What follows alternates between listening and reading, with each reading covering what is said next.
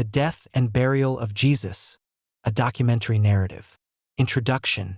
The death and burial of Jesus of Nazareth stand as pivotal events in Christian theology and have been subjects of intense scrutiny from historical and archaeological perspectives.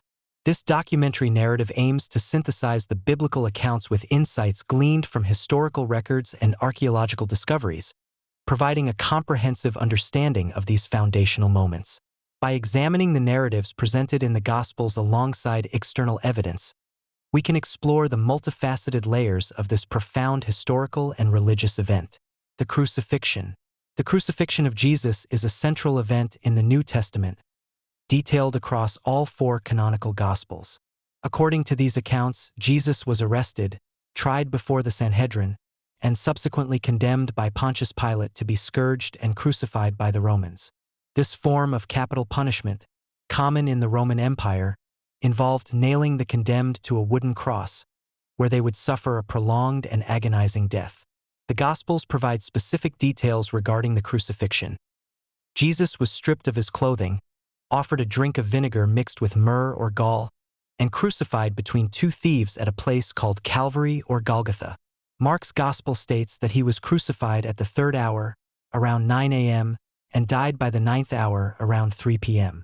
A sign was affixed above his head, proclaiming Jesus of Nazareth, King of the Jews, written in Hebrew, Latin, and Greek. Soldiers divided his garments and cast lots for his seamless robe. John's Gospel also records a soldier piercing Jesus' side with a spear after his death to confirm it, from which blood and water flowed. Historical context of Roman crucifixion. Crucifixion was a brutal and public method of execution designed to inflict maximum suffering and deter rebellion. Roman historian Josephus described how the Jews regarded the law that dead bodies could not be left exposed overnight as so important that even the bodies of crucified criminals would be taken down and buried before sunset. This practice aligns with Jewish law, specifically Deuteronomy chapter 21, verses 22 and 23, which mandates that the body of an executed person should not remain on the tree overnight but be buried before sunset. Archaeological evidence supports the historical reality of Roman crucifixion. In 1968, archaeologists discovered the remains of a crucified man named Jehohanan in a Roman-era burial box outside Jerusalem. His heel bone had a nail still embedded in it, providing tangible evidence of this ancient practice. Extra-biblical evidence for the crucifixion. Beyond the biblical narratives, several non-Christian historical sources attest to the crucifixion of Jesus. Flavius Josephus, a prominent first-century historian, recorded that Pilate condemned Jesus to be crucified. Lucian, a Roman satirist from the 2nd century, mocked Christians for worshiping a man who had been crucified. Celsus, an opponent of Christianity in the 2nd century, also described Jesus being nailed to a cross. Additionally, Thallus, writing around AD 50, mentioned the darkness at the time of the crucifixion, attributing it to an eclipse. These independent accounts from both proponents and opponents of early Christianity lend significant historical weight to the event of Jesus' crucifixion. The burial. All 4 canonical Gospels consistently describe the burial of Jesus following his crucifixion. Joseph of Arimathea, a wealthy and respected member of the Sanhedrin and a secret disciple of Jesus, requested Jesus' body from Pilate. After Pilate granted permission, Joseph took the body, wrapped it in a clean linen shroud, and laid it in his own new tomb, which was hewn out of rock. The Gospel of John adds that Nicodemus, who had previously visited Jesus by night, assisted Joseph, bringing a mixture of myrrh and aloes to be included in the burial cloths. In accordance with Jewish burial customs, a large stone was then rolled against the entrance of the tomb. Jewish burial practices in the 1st century. First-century Jewish burial practices were deeply rooted in religious and cultural traditions. Bodies were typically buried within hours of death, often wrapped in linen cloths with spices and ointments. Rock-hewn tombs were common, particularly for wealthier families, and these tombs often featured a rolling stone to seal the entrance. The practice of burying the dead before sunset, especially for those executed, was a significant aspect of Jewish law, as mentioned in Deuteronomy. This ensured that the land remained ritually pure. Archaeological insights into Jesus' tomb. The exact location of Jesus' tomb has been a subject of debate and archaeological investigation for centuries.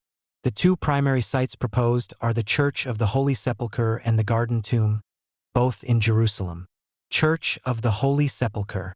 The Church of the Holy Sepulchre is the most widely accepted site for Jesus' crucifixion and burial, with traditions dating back to the 4th century. Archaeological excavations beneath the church have revealed evidence of an ancient garden and rock-cut tombs from the 1st century, consistent with the Gospel accounts.